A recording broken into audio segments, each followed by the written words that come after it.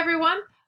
This video is a quick introduction to the flow of this class and how your assignment sequence will proceed over the course of the semester. By now you probably have delved into the syllabus, so you're a little bit familiar with the assignments. Hopefully you've looked at the course calendar by now. And I thought I would explain it in a short video so you could kind of see where I was coming from. So at Butte College, the semester breaks down into 17 weeks. So we got 17 weeks and we got to work your class into one way or the other. And this particular textbook has 12 chapters, and we are gonna use all the chapters.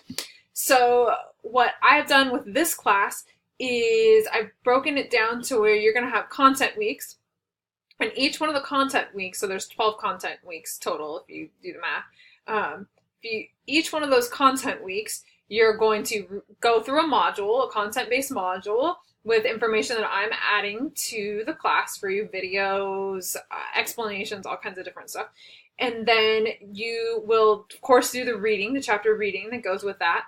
And then in terms of the assignments and the interactive components, you're going to have a short reflection paper that's worth 10 points, a discussion post that's worth 10 points. So those are the interactive components. And then you will also take a quiz.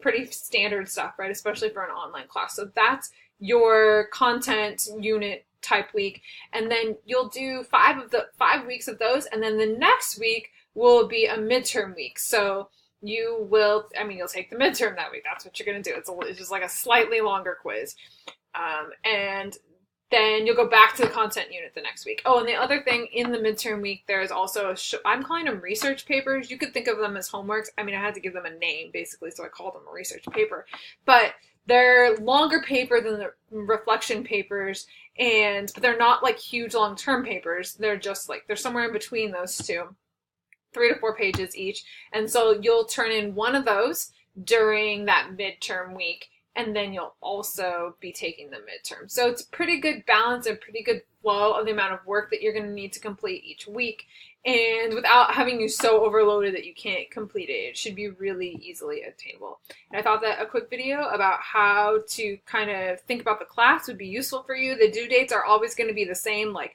quizzes, midterms, assignments are always due on Sunday nights at 11:59 p.m. You want to pay attention to the 11:59 p.m. because that's a computer thing. If you turn it in at 12 a.m. the next day, the computer says that it is late, or it's locked you out, or whatever, and that's not your start time. That's when you finish. So you need to make sure that it's finished and submitted before then, because it might just kick you all the way out and it might not even let you turn it in at all.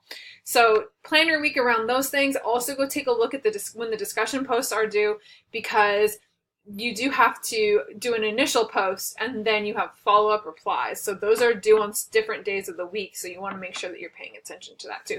This isn't going to be a class where you can just log in on Saturday and do all of your homework.